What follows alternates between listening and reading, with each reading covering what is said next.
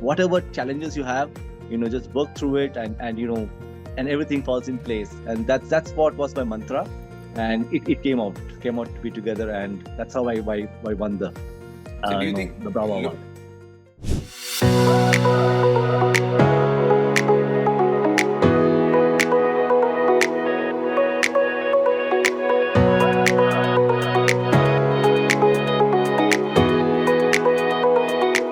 Hello, everyone, and welcome to FaceTime with Leaders, the podcast where we bring you real conversations with some of the brightest minds in the business world.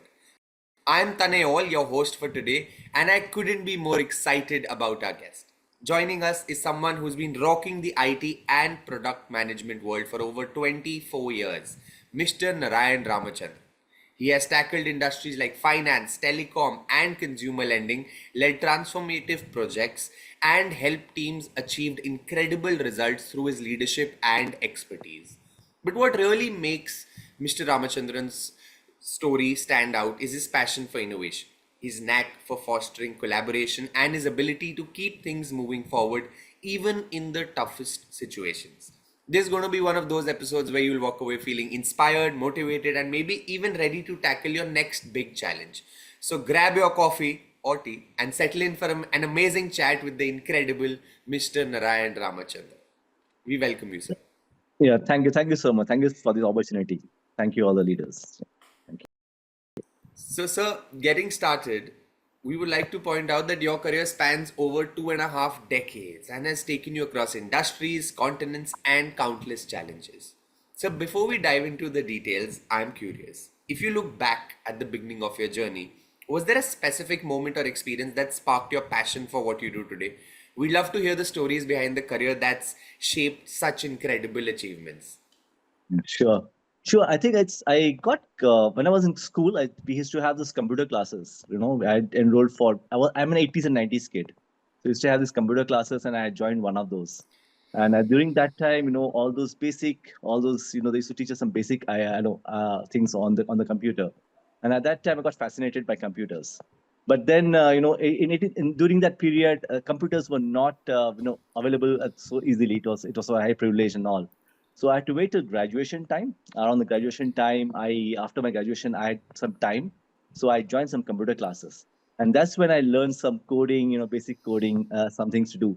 And as I started working on it, I got fascinated. I got completely engrossed into that world, and I used to work hours together making something, because you could create anything, with some amount of code, you could completely change the way of things were. So that's what got me out here, and it's a journey been so. And as I moved on, I worked with a lot of leaders. I worked with a lot of professionals, where I got inspired by them, and that led to me the world of management along with technology. So that's where I work with the technology and also with management. That's all. Okay. Lovely, sir. Sir, handling projects with budgets exceeding $1.5 million and leading large diverse teams must come with its share of pressure and complexity. Like, I imagine it's not about managing numbers and deadlines, but also about keeping everyone aligned and motivated toward a shared vision.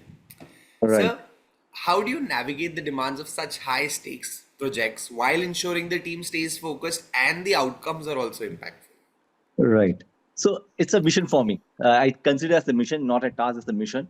I start with a very clear objective, a very good mission. I have a vision first, and then once I have the vision, I clarify my vision with my team. So what I'm looking for, my objectives, and after that, that's a basic point. To bring the team along with what my vision is, my objectives are, and after that, I start collaborating with the team, ensuring the communications are right, team is understanding what's required, and it leads a lot of collaboration, lot of communication, lot of interacting with a lot of people, bringing a lot of people together, working with them together, because that's how you work with high stakes, because there are a lot of stakeholders to this.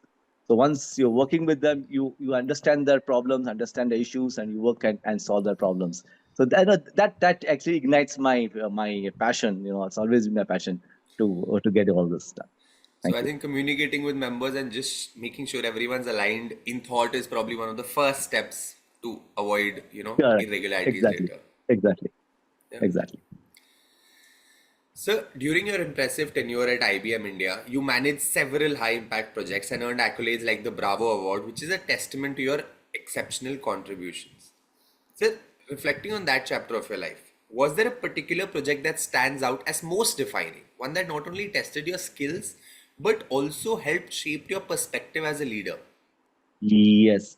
So early, but I had an opportunity to travel to the US as per the IBM, and at that time I used to know I had a new project, completely a new tool to work with, along with the location because I was for the first time I was traveling to the US, getting used to that particular lifestyle, getting to used to all that, and then learning the project, learning the tool.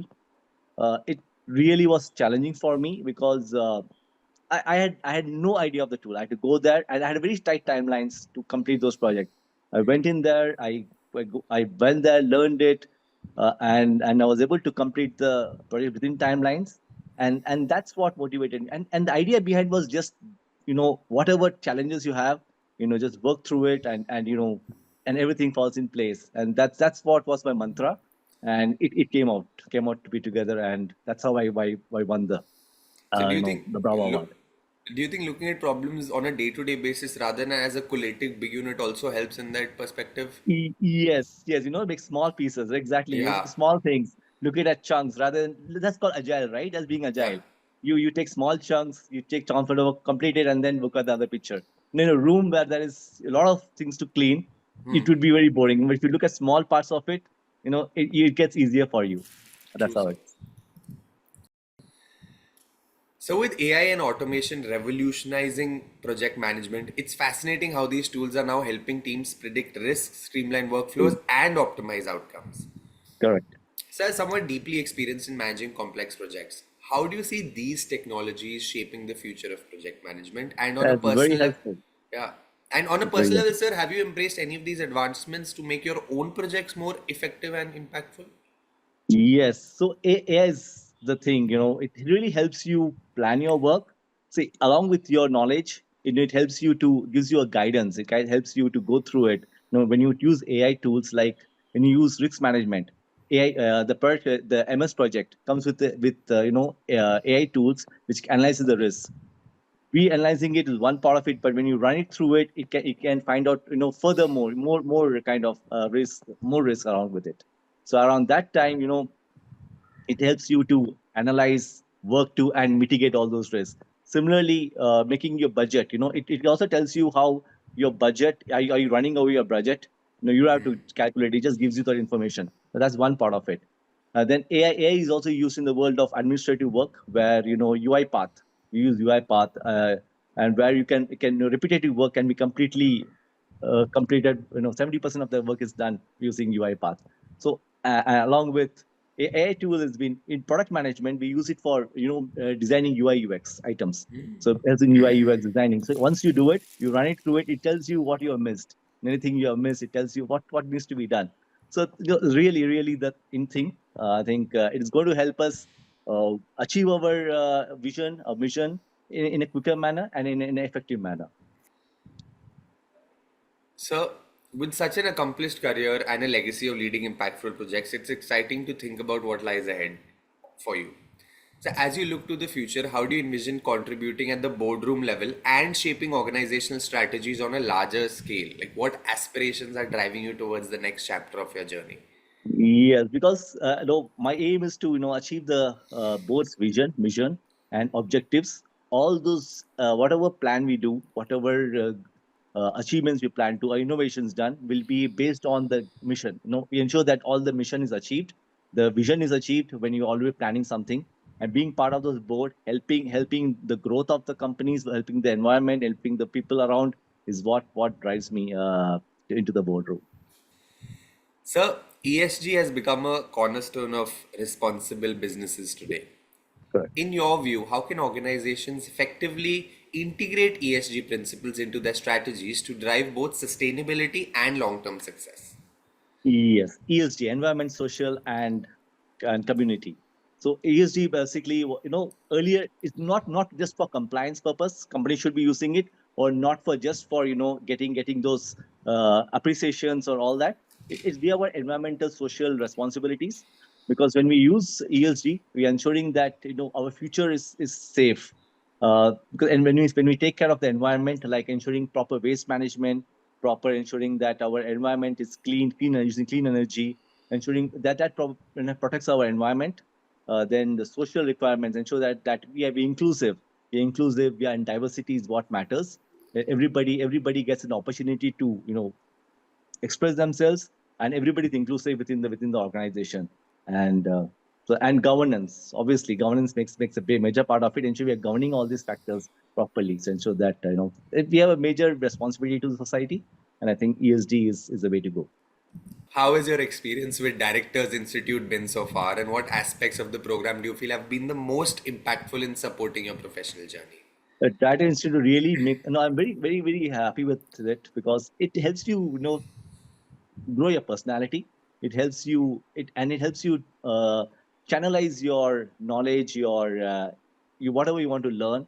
It gives you aspiration, gives the right direction towards it, and also gives such opportunities, right? It gives you a lot of opportunities to find avenues where you want to grow, you want to learn. So I'm very thankful to the Society of Directors.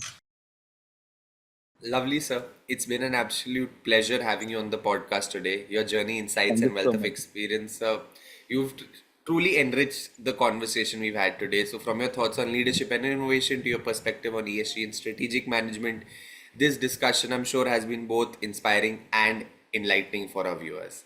So, thank you so much for taking some time out for us today. Thank you so much for your time. Thank you so much for having me.